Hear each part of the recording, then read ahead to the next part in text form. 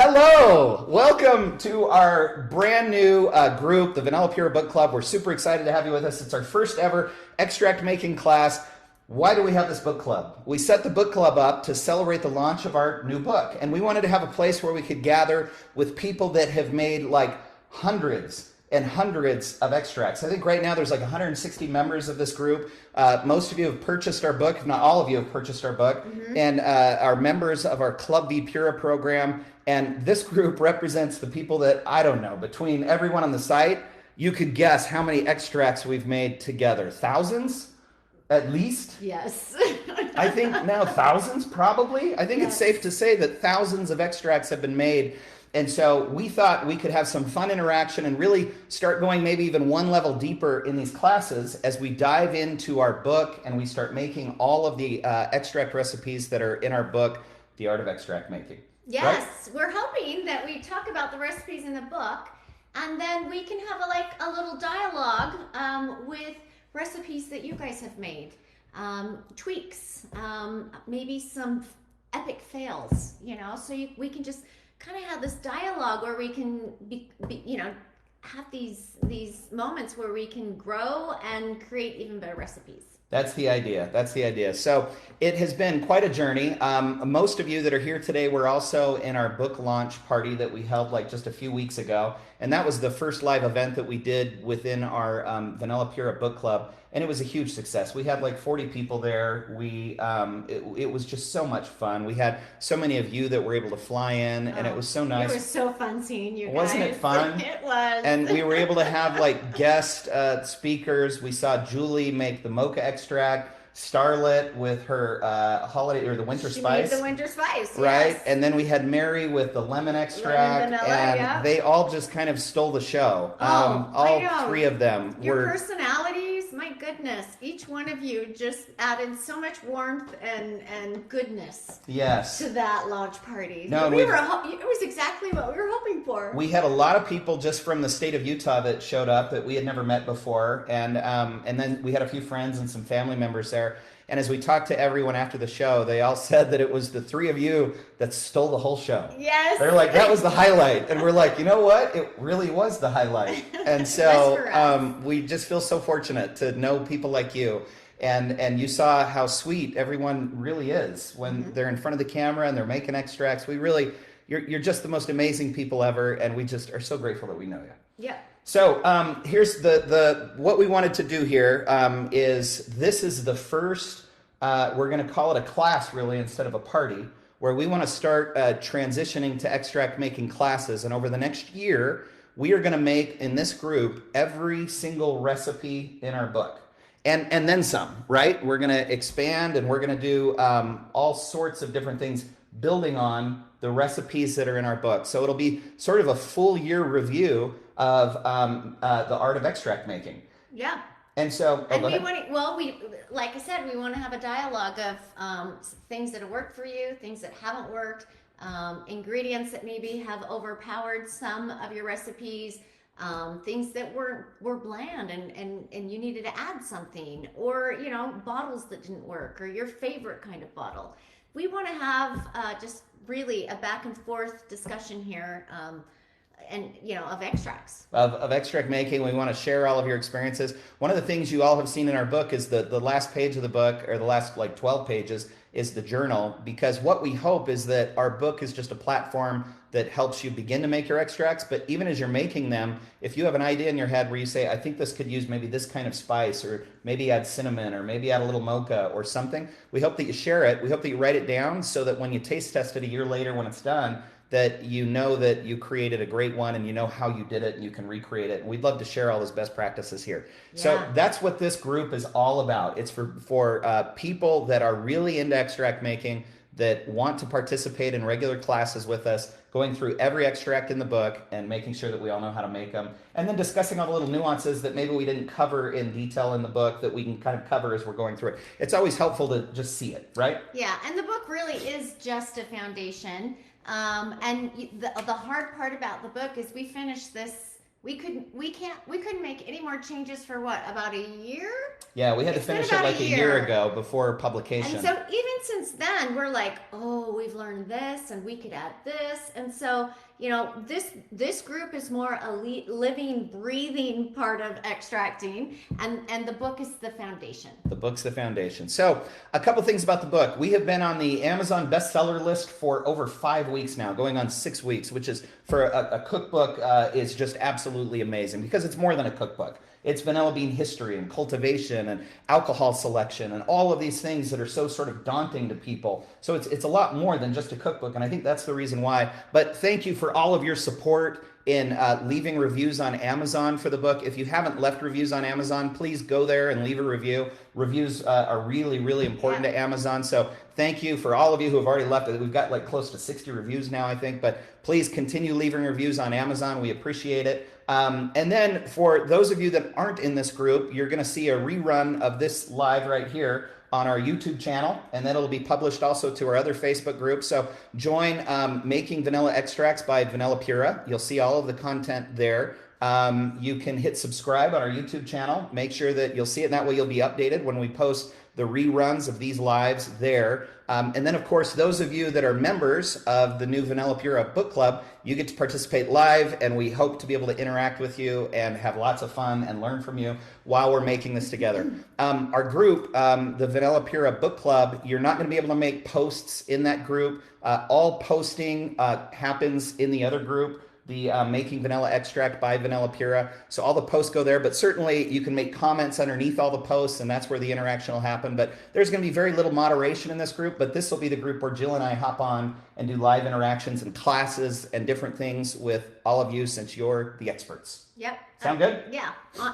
In a live moment where we can actually discuss together. Yep. So Justin made the point, he's like, you almost have 100,000 members of our other group of Making Vanilla Extracts by VanillaPura. That's true. I think we're going to hit 100,000 members maybe next week. Yeah. And when we do, we're giving away like a pound of Madagascar vanilla beans to a lucky person. And then we're giving away 6 ounces to another, or 8 ounces to another. And then I think 4 ounces to a third. So we will, we're just barely 3 years old, and we're going to hit like 100,000 followers in like the next week or two. Yeah. Which, or 3, whatever the pace is. But it's absolutely crazy. So thanks for all the love, and obviously there's so much interest in extract making, and here's our goal, and the reason we wrote the book is there is so much bad information online.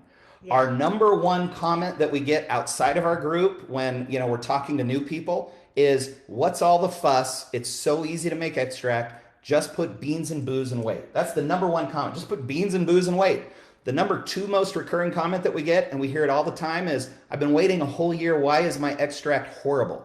And they just wasted that entire year waiting because they put like 4 vanilla beans in a bottle of vodka, and all they made was like flavored vodka. Like it's awful. That's not extract. And many of you know this. And many of you know that. So we wrote the book to be the source of how to make accurate, good extracts every time. So now, let's talk about that. Let's dive in. So our very first recipe that we wanted to make with this group that we introduced in our book launch party, and we want to go in more detail here. We do, and I think it's the winter spice. I think overall that was the favorite of our group when we all taste tested it.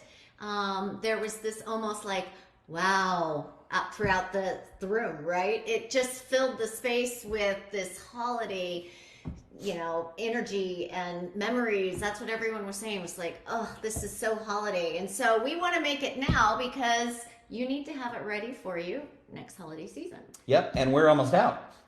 That's the thing, is that I did not make enough. I did not know how good this was going to be.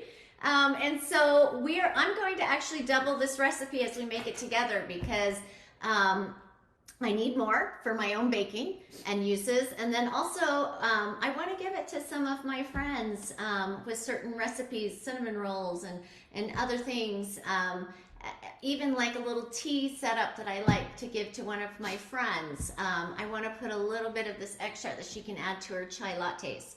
So I want a little bit more because just the recipes making 8 ounces just wasn't enough. Just not enough. And so we've got to make a little bit more. And so that's the idea. And it's Go Sorry, ahead. we want you to know that you can double and triple these recipes. You Yeah. know, as much as you think you need, you can do that. Yep. So let's talk about how the recipe is laid out in the book. And let's, for the first time, we're really going to go deep now into this book. Let's talk about how to use this cookbook. Okay, so this recipe is on page 77 if you want to follow along. And we tried to make it really easy to read. So at the very top, and kind of in this burgundy headline, we mention how much about it makes, how long it takes, and then kind of the size of the jar you're going to need. So it's the starting point. How am I going to get into this recipe, and how much time do we have to devote to this, right? And so, anyway, so we tried to make it really simple, where all of the ingredients on all the recipes are on the side page here in burgundy. And then over here on the other side is the instructions. And really quick, the reason that we did it, in burgundy over on the side, so say that you want to make the winter spice extract and you want all those ingredients, all you got to do is grab your phone and just take a picture of the ingredients, and you've got your shopping list and your picture just right on your phone. And now you can take that into the grocery store. It's all listed there in one place. So all your ingredients are there for grocery shopping. Well, and it's also easy to just see while it's laying here and you're making it, if it's open and that's what you're doing. It's just really easy. We tried to format it in a way that made it super friendly, user friendly. Yeah. And then also in the instructions, as you go down, highlighted, it say after 1 month, this is what you do. And so it highlights again the different steps you're going to have to make at these pivotal times, so you can put that in your journal in the back of the book, or on your calendar, or wherever you need to. Another reason we wrote the book is that it takes planning. All of these extracts aren't made overnight, and so you have to keep on track of, oh yeah, this, I've got to change this out, or oh, this needs to be emptied, or I need to check on this, or I need to taste test this. So the book with the journal on the back gives you a nice place to formulate and collect all those thoughts, or however else you want to do that. But the book, kind of is the central point of, collecting all that data. It's all in one place. And it was interesting as we worked with our publisher, Agate Publishing, and they've made, hundreds and hundreds of cookbooks over the year. They've never made a cookbook before where it had to be laid out by time. So coming up with here's what you do in 1 month, and then here's what you do in 2 months, and here's what you do in 4 months. That was sort of new frontier in how to organize that into a cookbook for extract making that really kind of pushed the limits on what they're used to doing in the past. And fitting it all on one page. Yep. And then Laura made the point, like, I can take the picture for my ingredients, but there's no Mexican vanilla beans in the stores. And it's like, exactly. On that one, you'll just have to go to VanillaPura, and you're going to have to wait for the vanilla beans. We'll get them to you over there in Great Britain, Laura. But that takes a little bit to get them over to her, far, far away. Yeah. So, but yes, so you've got it in your hand. You can go and you can buy all those other things. You're ready to go. It's laid out by time. And so that's sort of the method to the madness that you see with each one of these recipes. We try to make it real simple. You can flip through, see what you need, quick snapshot, and then we go to work. Yeah. So should we go to work? Yeah, but before we go to work, I want you to start thinking of questions or comments that you want to leave. If you've made something similar to this, as we're going through the process, I want you to leave some comments of, maybe some ingredients that you like to add, or some pitfalls that maybe you ran into. And as we go through the recipe, I think some of these, questions and comments and things you want to share will just kind of pop up. They'll all pop up, and we'll leave this raw, unedited version of the video in our book club group, so anyone can come back and they can see the comments. So it'll always be present, and that's, again, one of the perks of being in the book club group is you can go back and read all the comments, and you'll see what everyone said about each one of these recipes as we make them. But we would love to hear what you did to change it, and applications. Applications. Yes.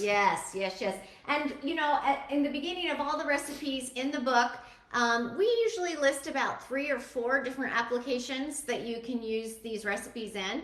So if you have even more things that you've tried it in, that would be so fun to share here. Yep. So Debbie Bennett, yes, any bean can be used. Mary Elizabeth Terberg added, hi Mary, added cardamom to hers, which absolutely is a great add. Yeah. Those are great examples of how you make each one of these your own. And this one, the applications we list in our book were the hot cider, the pumpkin spice drinks, savory wintertime dishes. Like this is what surprised everyone.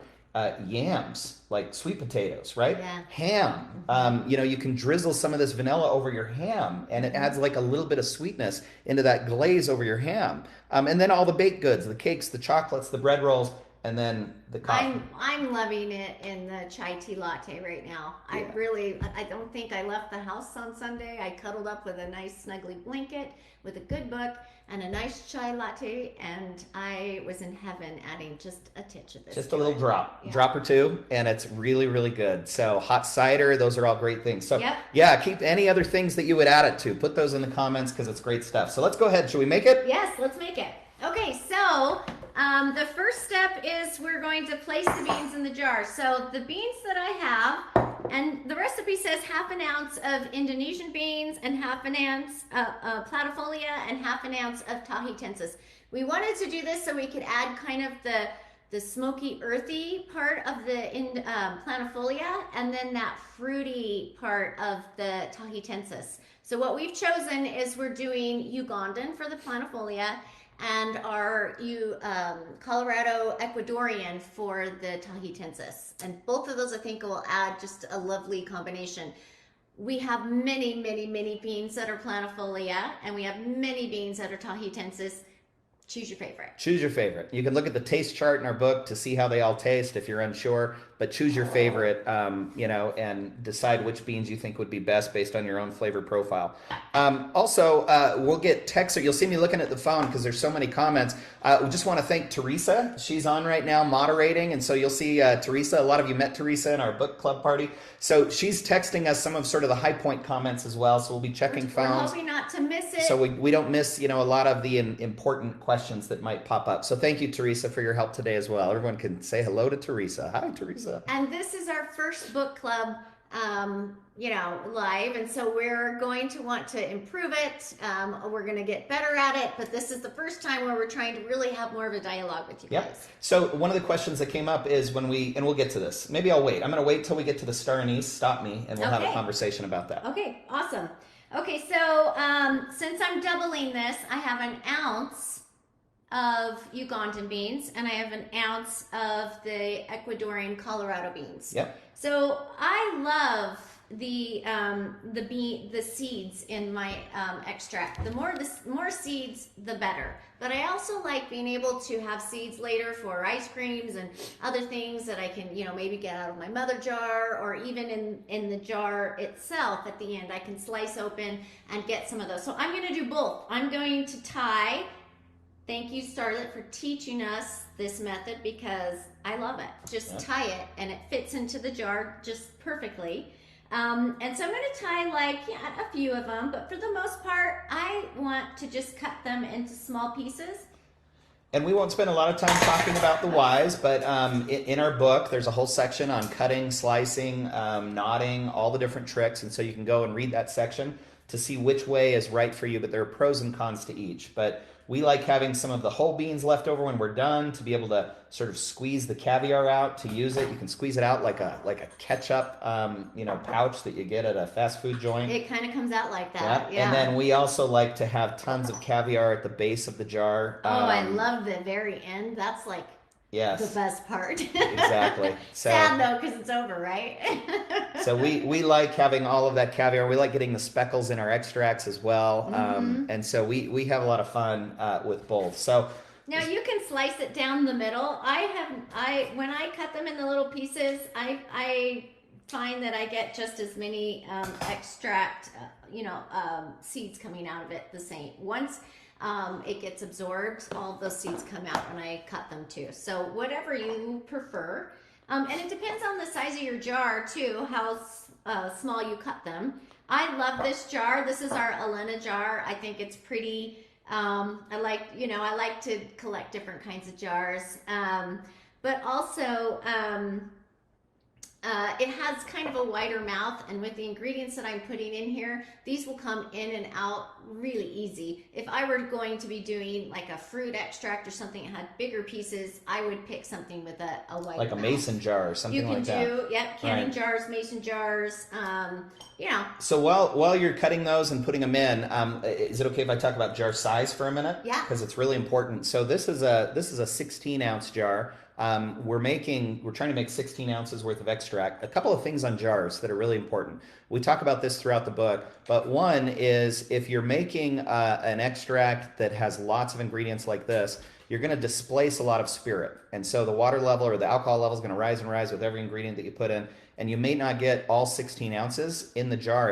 If you use just like a 16-ounce jar, you fill it with ingredients, and then you're trying to pour in that 16 ounces of alcohol, you may not get it all in. So a couple points on that. Point number one, if you don't get it all in, it's better to have a little bit more ingredient and a little less spirit. If you're going to err on the side, of having more ingredients and maybe a little less spirit, that's okay. You're still going to get a great extract. It'll just be even a little more concentrated.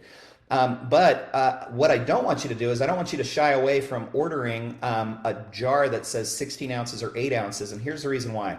When jar bottle manufacturers put the size of their jars in their marketing, they list the minimum the minimum fluid content that goes within. They all hold more. So before we actually did a trial on the 16-ounce Elena to see how much it held. And the alcohol went up to right about there. There's probably 17 and a half to 18 ounces of alcohol that fits inside of a 16-ounce jar. So there's a little more room than you think when you're actually filling it up. So a couple of points on that. Number one, if you buy an 8-ounce jar and you fill it with beans and then you just pour in 8 ounces of spirit, you might actually be pouring in 9 ounces of spirit if you're just filling it to the top. So measuring your spirit before you put it in is always important, because if you think you have an 8-ounce jar but it really holds 9 or 9.5 ounces worth of fluid, you're going to have too much spirit and maybe not enough ingredients. And so it's always wise to make sure that you measure the alcohol before you put it in. And so in our case, we did that with this jar, and we know that we can get 16 ounces in this one. It's going to be close with all the stuff in there. It's going to go very, very close to the top. So the point is that 16-ounce jars hold a little more than 16 ounce, and 8-ounce jars hold a little more than 8 ounce. And so make sure you're measuring your alcohol when you put it in, and don't just look at the size of the jar as sort of your point where you're saying, I'll just fill this up and I have exactly 8 ounces. That's something we learned. That's something that we've learned even recently, and it's just not always the case, that they do hold a little bit more. So just make sure that you measure it. Measure it, yeah. And then also always measure your beans, right? We know this. This is one of the pitfalls people will run into, is they'll ask, how many beans do I put in this recipe? And all of our recipes, of course, are done by weight with the beans. So make sure you use one of your kitchen scales to measure out your beans, so you know you're actually getting what you think you're getting. Bonnie just said she would use this in spiced cakes, ginger snaps, banana bread, and pumpkin pie. Yes, Bonnie. Oh my gosh. By the way, it's November 1st. I'm so ready for holiday cooking, right? I know. It's time. Let's holiday cooking time. I know. Well, we had family over for Halloween last night, and I made some pumpkin chocolate chip cookies. Their absolute favorite. And they're like, we've been waiting for these all year. We've been waiting. Well, yeah, that was so much fun. The house smelled like pumpkin spice again. It was just, it's wonderful. It was actually my oldest son's girlfriend. She's like, I was wondering when these cookies were going to come out. I know, they were waiting. So we love it. So the next thing, should we go on? Yep, go back. Okay, so the next thing on here is the nutmeg. Now I've already, for time purposes, I've already crushed it up, and it's included with our allspice berries and our star anise. But make sure when you are crushing the nutmeg that you're either covering it with a dish towel like we say in the book, or putting it in a Ziploc or whatever. Use a kitchen mallet, hammer. I used a spoon rest one day because that's all I had. It worked. It works. But make sure it's covered, because I've tried to do it really quickly and not cover it, and then the pieces end up all over the floor, and then I have to use the 5-second rule and pick it all up and shove it in there. So if you cover it... We almost had to use the 5-second rule again. I know. There you go.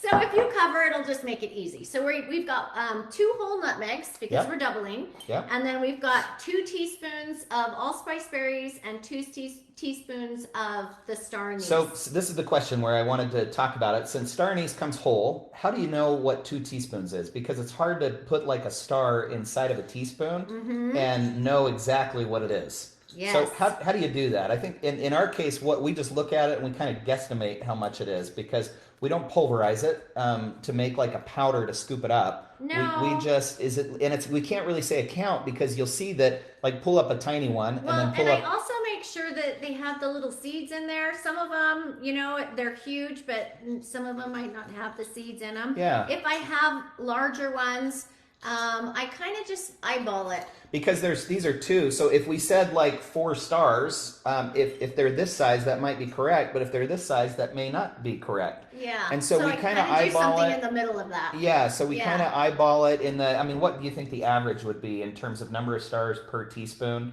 It just Probably. Well, it two- depends on two how or big. Because 3? I've got, you know, these tiny Yeah. little ones, and I've put 2 in already. yeah, so I've two had or a 3. total of 6 in 2 teaspoons. Yeah, so Well, roughly yeah. about 3-star anise would be maybe a teaspoon on average. But again, if they're big, you're going to want to go 2. And the other is the star anise is a real the real strong spice. And so here in fact, this is a good point that we want to talk about. If you're a little hesitant on the star anise, start on the lighter end, maybe put in 1 or 2 stars, and then in a month, as you're smelling it, if you're sensing that it's not enough and you're not picking up that scent that you're looking for, then go ahead and throw another one in. And when you pull one out, you can put a new one in and let it go for another month as well. Yeah. So you can kind of like zero in on the level that's right for you. But if we had to like pick an average, it's going to be like 2.5 to 3 stars when you pulverize it. That's Yeah. roughly what a Unless you teaspoon have would really be. big ones. Unless you have really big ones. Yeah. So let's see what they say. So someone else, LaDawn's like, I just crushed my my star anise in bags, just like we do with the nutmeg. So that's Love that. really good And it probably idea. fits into the jar better. Yeah.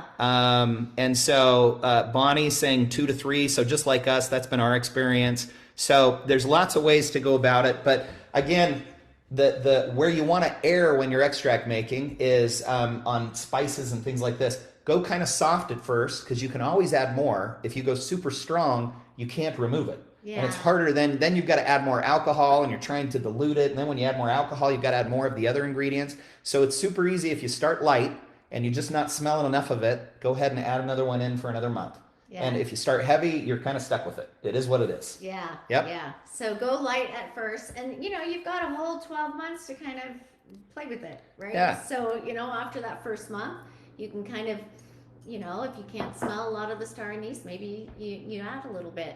And I guess it depends on how much you like star anise as well. Star anise, what does this say? Added to infused maple, I just missed it, maple syrup. Oh my gosh, yes. that How fun sounds is lovely. that? Yep. And you guys are making me hungry, says Kathy. Yes, exactly. Star anise can be overpowering. And Yes. Julie just agreed. Yes, it really can. And that's where we would just err on the side of caution. Start small, go bigger as Yeah. you'd like. It's overpowering, but when it blends into those vanilla beans after a year, it's the most amazing thing that you'll ever try. Okay. Yep. Also, so the last thing is we're adding the cinnamon sticks. We're adding 2 because, again, I'm doubling. I like to just put it into little pieces here. And these break up. They smell so lovely when you break them. They're wonderful. It smells like Christmas in here, doesn't it? They are. We cinnamon- actually just met with our Sri Lankan cinnamon farmers. They were just kind of in town nearby just last week, and they are so proud of the way that they make the cinnamon, the thin cuts of bark, the way that it folds, the way that they it roll dries, it. the way they roll, and even though it's thick, how you can just break it. Like the So Ceylon easily. cinnamon is just such a there's so much history and pride to the cultivation of that kind of cinnamon that was really fun just talking to them and meeting with them. They had flown in from Sri Lanka and they're there and their eyes just are open and they want to hear all the stories about how people are using their cinnamon in our extracts and in our book. And I can tell you there's just so much pride in these farmers who love this product that they produce. And that's Ceylon special. It's good stuff. And it was so fun meeting them. We have a lot of different farmers, and it's impossible to go to them and meet them and Meet them all, yeah. Yeah, so we can meet some of them, but some of them will Fly into town. fly into the into the States, and we can meet them at conventions and personally sometimes. Yeah. And so it's just nice to put faces to It really is. to the places. So that was fun. So this cinnamon special. So we really Yeah. love the Ceylon cinnamon. And they actually introduced us to some new kinds of cinnamon called Alba. and it's a real interesting cinnamon. So more to come there. We'll see if we can maybe get some and put it on our website, because it's really interesting the way they make it out of Sri Lanka. So And more to come there. also, depending on how much you like cinnamon, it also can be overpowering. And so that's something that you want to take into account, is how much cinnamon are you wanting in this recipe, because some people just want a hint of it. You don't want it to be cinnamon forward or star anise forward. You want all of those to kind of blend, and we all have different tastes. So this is going to be something that you're going to need to check at all these different points in the book. Where is the recipe at, and are you liking it? Yeah, exactly. Okay. So there we go. Now, what does that look like? Look at that full bottle of ingredients. Yeah. One, it's beautiful. Mm-hmm. You've got all those wonderful things in there. It smells Yeah. amazing already. Yeah. The whole kitchen smells like cinnamon and vanilla and star anise, all of those things. Now, the vodka that we chose is Rain Cane vodka. We love this. So it's kind of a mid-price vodka. They source the water for this vodka out of Alaska. So it's really pure, but it's a vodka that's actually made with sugar. And it still qualifies as a vodka because of the temperature that it is distilled at. So it's a real fascinating thing, but we love it because it's sort of a tasteless vodka, but has a sugar base. And so it's kind of like a rum, but it isn't. And so it's just a little bit sweeter maybe than regular vodka. So we're big fans of Rain Cane vodka. They do a really, really good job. So we're adding the 16 ounces, right? Yeah. That was 8. Yep. And then we're going to add the others. I'm using this 1 cup measuring cup only because it's my very favorite, and I think I got it at Walmart. There you go. But it pours perfectly. There's no dribbling or anything, and so I love. Well, see, now I dribbled. Now you dribble as you're saying it. Gosh, Oh, that's hilarious. What is this like? I Who know. never dribbles when I say that? We got set up. Anyways, I know, seriously. So some of you like Rain Cane, Lori. It's way smoother than white rum. I mean, Lori, that's kind of been our experience. It's a new one. It wasn't in our book. We've discovered it since publishing the book, but it's a new one that we have really grown to appreciate because it is really, really yummy. And so there we go. Oh my gosh. Now I've got just a touch left here. I wanted to be able to see it. There we go. There we go. And then we cap it off, close it. So this is a 16-ounce bottle, but it holds a little bit more than 16 fluid ounces. So we wanted to make that point that even though the bottle may say 60 ounces, make sure you measure the alcohol, and then you may be able to use a little vibrato. I mean, how gorgeous is that? I could give this as a gift right at Christmas time with a thing of cinnamon rolls and say, and the recipe, and they can make it next year. I mean, it's just gorgeous. That right there is such a beautiful point. Let me kind of hold it up kind of in the center so you can kind of see the light come through there. We can get it a little closer to the camera. You can kind of see. But this is absolutely by itself a beautiful Christmas gift that you don't have to wait. Now, obviously, giving a finished extract is great, but when you give a finished winter spice, it's dark and it looks like this. It looks like regular vanilla extract. It smells and tastes different, and it can be used right away. When you give something like this that is just beginning, it's interesting, and then you can include some instructions on how to change out the spices. It's kind of an interactive gift it's interactive, and then you're creating maybe an extract friend who wants to join you now. Yes. And you'll see in our book that most of the illustrations are before you add anything to it, because we wanted you to be able to see all of the different beautiful ingredients that go into these extracts. The finished extract just, it's yummy, but it just doesn't photograph as well. So if you want to give a beautiful gift, it might be fun to give it at the very beginning with, that recipe you used it in. So another interesting insight is, we're really going deep. That's the point of this group. So we're kind of taking all this to a whole other level. We've been talking now for like 30 minutes, and we're just one extract in. But you'll notice when you first put this in, all of the allspice and the star anise and others, they want to float to the top. So when you're using like a canning jar, a mason jar that has a big open neck, they're all going to float to the top, and they're kind of going to be bouncing along the surface. One of the benefits of using like a slightly closed neck is there's only a little bit that makes it to the top, and the rest are held underneath. And so the more surface area contact with the alcohol, the faster it's going to extract. It's not bad that they're on the surface. They're not going to mold on the surface. We've never had that happen. So they're fine if you are using a canning jar or a canning jar. But if you're using something with a little bit more of a narrow neck, you can kind of see in the light there, you'll see that gap of air where the vanilla beans are down low. They don't float. Some of the smaller cinnamon pieces are trying to float. And then making its way to the top is all of the allspice and the star anise, but it's held under nutmeg, and the nutmeg, but it's held underneath the alcohol because the neck's a little bit smaller. Yeah. So that's another important thing that you got to consider when you're making it. And you can always use the weights that people use in fermentation. You can use those. Justin Barrett just said that. Oh, yep, exactly. So you can use those weights, and I use those often when I'm doing fruit extracts and things. So that's an option too. Yep. A couple of really good questions that have come up since Rain Cane vodka uses sugar, does it take a little longer to extract like sometimes a white rum will? Our experience is no. Our experience is that it acts just like vodka. Yeah, again, it's distilled at a higher temperature. It still is, it's vodka. By definition, it's vodka. So it's still really pure, really clean, really light tasting, but instead of coming from a grain or potatoes or whatever, it's coming from sugar like molasses or things that come from sugar, cane juice, sugar cane juice, and so it's just a little cleaner and has a little hint of sweetness. So the quick answer, no. In our experience, you can still do a Rain Cane vodka and it's done in 12 months. So, and then there was another question, I think, just to make sure we get them all. Does it take longer? Since Rain Cane has sugar, does it have on the extraction? It's just a little sweeter. Just has a hint of sweetness. Not much, but enough that we really like it. We're fans of Rain Cane. Mm-hmm. Great company. And again, you can use different alcohols here. If you think a rum would be nice in here or a spiced rum would be nice in here, has anybody tried anything else with something similar like this in bourbon?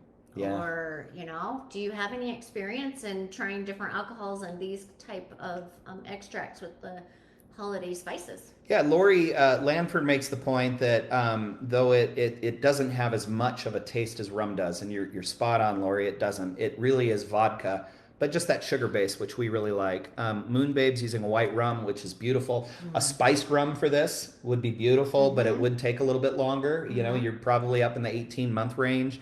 What kind of vodka did you use, please? We use the Rain Cane. It's sitting right there. It's called Rain Cane vodka. And if you go to the top 10 vodkas on our website, VanillaPura, we've got a list that we keep updated of top 10. It changes as we discover new ones. Rain Cane wasn't on that list 6 months ago, but as we've started now getting vodka or extracts that are finished with the Rain Cane, we've really liked it. So Rain Cane has kind of climbed the list. Svedka, I think, is still our number one as like a mid-shelf, great vodka. Tito's has been good as well. Both those are very well-known vodkas. You can find them in almost any liquor store, and they're a nice middle of the shelf that just are fine for extracts. Yep. Also, we need to taste this. Well, we're going to do the taste test. I think we're getting all of the summaries here. We just want to have some communication with everyone. Bourbon, Diane, you're spot on. Bourbon would be great for this one. You do have to plan ahead because it does take at least 18 months for that bourbon to settle in, sometimes even longer than that.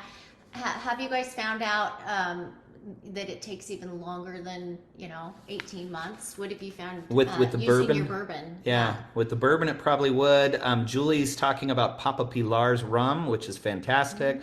Lori makes an extract she calls her Cozy Vibes, which is close to this, but has cardamom and coffee beans. I love and the she name. uses, I love the name, and she uses bourbon. Says it was delicious. And yeah, people are commenting, Lori, the Cozy Vibes sound great. Ooh. Yes, it does sound great. The name alone, Lori, sounds really fun. So, love it. Okay, so we've got about 20 minutes left. We wanted to do something in this group. As you'll recall, in the other group, we would always highlight our top 10 contributors. We can't do that in this group because there's not like publishing that's happening of different posts. But we certainly wanted to highlight some of our top experts or contributors, even in the other group, or people that are making like a big impact on our group. And lots of people are commenting to us, and their names like come up regularly as people that have been very helpful in helping them with extracts or in directing them or giving them guidance and feedback. And we've got a little gift that we wanted to give. Let's see here. Make sure my cord there is in place. We're all wired up here.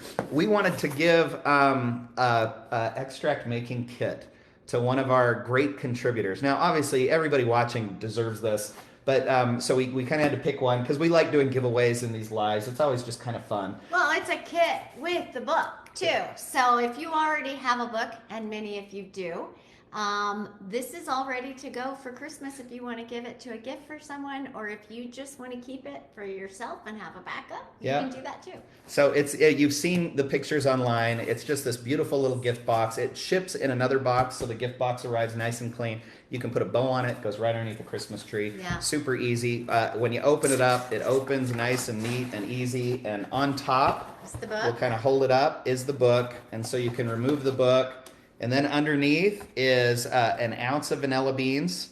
And then back here is a bottle. And so it's a full, complete extract making kit. It's an awesome gift.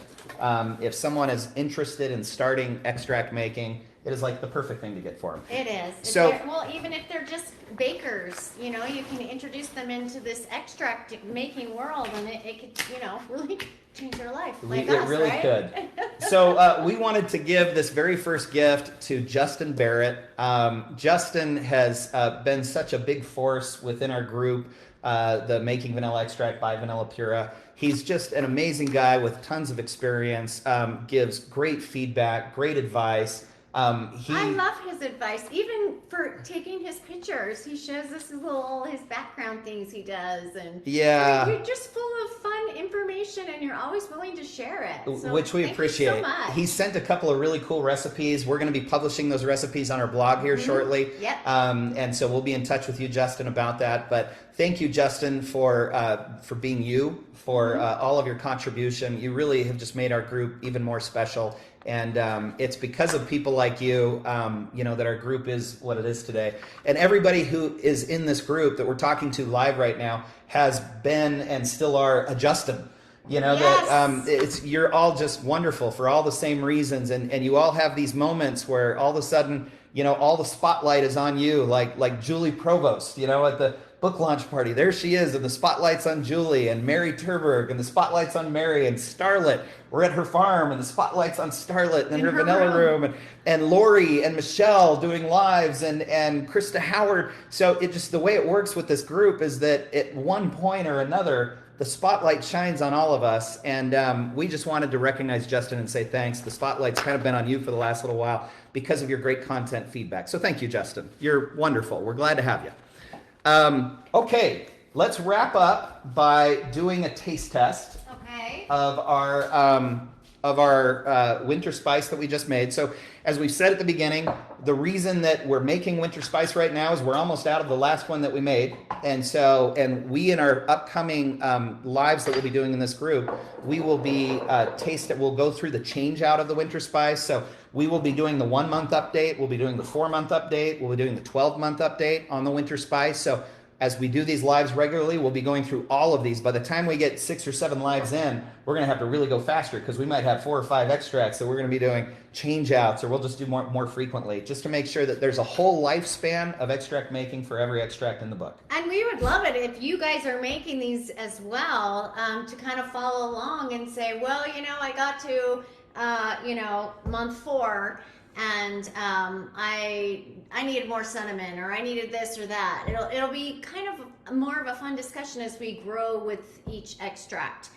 What we didn't mention, we kind of stopped here, is that after 1 month, you remove the cinnamon, and this is only my personal favorite here, is that I didn't want it to be too cinnamon forward. I wanted it to be I wanted to be able to taste all of those. So, but if you really love cinnamon, you could leave that in there. And we'll jump into that when we do our 1 month update. Yep. We'll talk about cinnamon. We'll talk about all the different ingredients and how long we want to leave them and what we choose to do and any tweaking that we want to do. Yeah. Right? Yep. So we have more to do next time. We have more to do next time, and we're going through, again, every recipe in our book. So now taste testing. Most of you know how to taste test, and everybody has their own way. Some people will put it like in a sugar cube, and they'll taste it that way. Some will put it into like whipped cream and stir it up and taste it that way. We like using milk. The point with extract taste testing is if you dip your finger in it and taste it, it's going to be highly concentrated. It's not going to taste to me. It's like snow cone syrup is how I describe it to people that. Not even that, because it's not sweet. It's not sweet. It needs a medium. It's gonna taste a little bit like alcohol and bitter because that's the number one ingredient. Yeah. So it needs a medium for all that flavor to be dispersed. And I like milk because there's naturally sugar in milk, but it's not too much sugar, and so it's not overly sweet for me. I can actually kind of tease out the flavor without extra sweetness. Yep. So we've got roughly a tablespoon of milk. Yep. And we're just going to add a couple drops of extract in each one of that one's a little loaded. That was a little more than a couple drops. Quiet. It's noon. Extra drops? It's noon on a Wednesday. We might as well have a couple extra drops. But that one's mine. And so what we do is we put the drops in, we stir it up. We like using shot glasses just because they're convenient, not because it's like you're having a shot.